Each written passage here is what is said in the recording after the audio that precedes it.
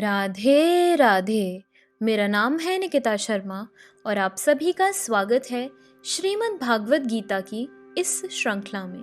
पिछले श्लोकों में हमने समझा कि किस प्रकार श्री कृष्ण अर्जुन को समझाते हैं कि इन अल्प बुद्धियों का जो फल होता है वह नाशवान होता है।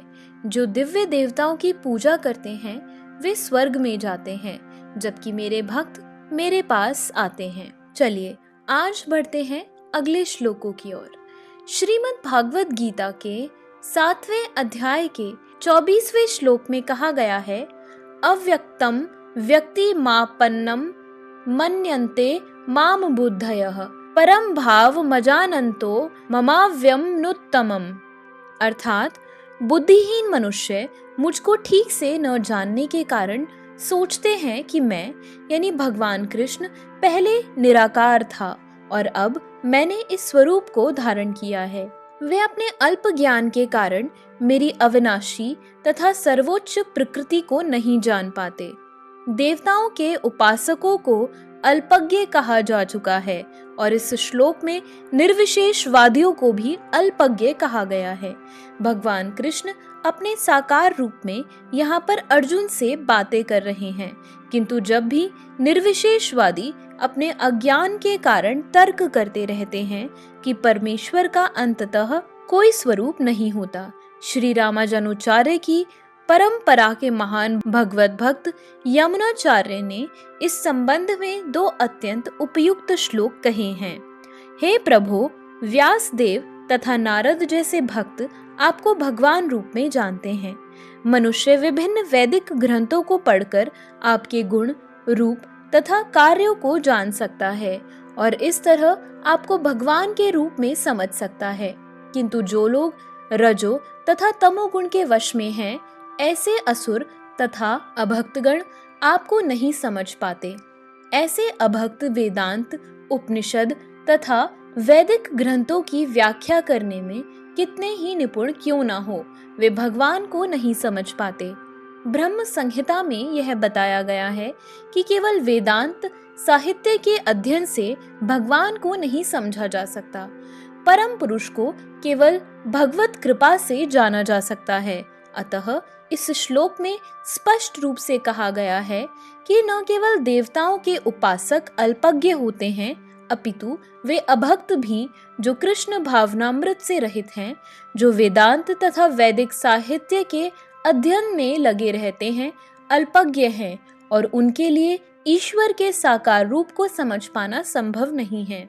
जो लोग परम सत्य को निर्विशेष करके मानते हैं वे अभुदयः बताए गए हैं, जिसका अर्थ है वे लोग जो परम सत्य के परम स्वरूप को नहीं समझते।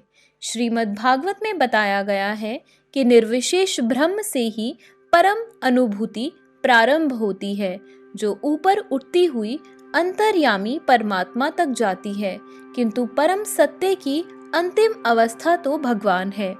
आधुनिक निर्विशेषवादी तो और भी अधिक अल्पज्ञ हैं, क्योंकि वे अपने पूर्वगामी शंकराचार्य का भी अनुसरण नहीं करते, जिन्होंने स्पष्ट बताया है कि कृष्ण परमेश्वर हैं। अतः निर्विशेषवादी तो और भी अधिक अल्पज्ञ हैं, क्योंकि वे अपने पूर्वगामी शंकराचार्य का भी अनुसरण नहीं करते, जिन्होंने स्पष्ट बताया है कि कृष्ण परमेश्वर हैं।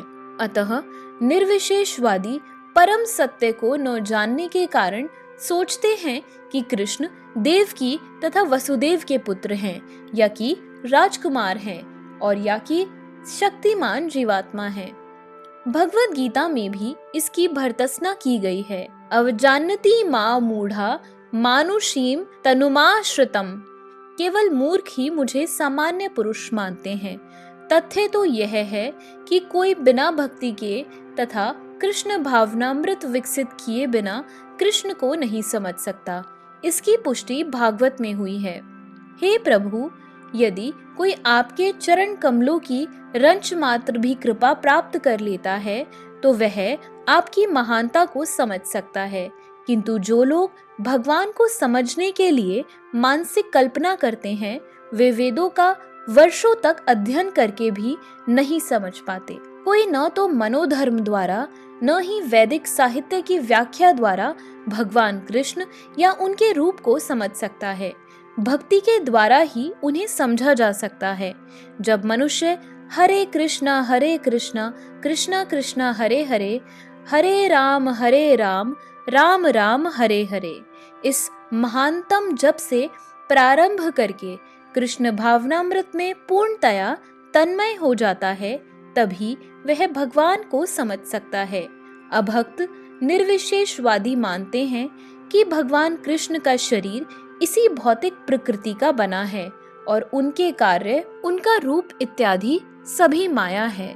ये निर्विशेषवादी मायावादी कहलाते हैं। ये परम सत्य को नहीं जानते। 20वें श्लोक में स्पष्ट है कि जो लोग कामेच्छाओं से अंधे हैं वे अन्य देवताओं की शरण में जाते हैं।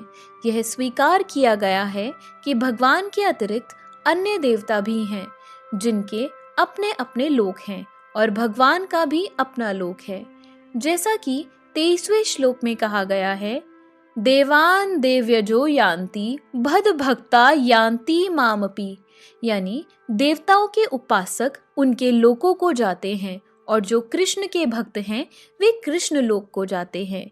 यद्यपि यह स्पष्ट कहा गया है, किंतु तो भी मूर्ख मायावादी यह मानते हैं कि भगवान निर्विशेष हैं और ये विभिन्न रूप उन पर ऊपर से थोपे गए हैं। क्या गीता के अध्ययन से ऐसा प्रतीत होता है कि देवता तथा उनके धर्म निर्विशेष हैं?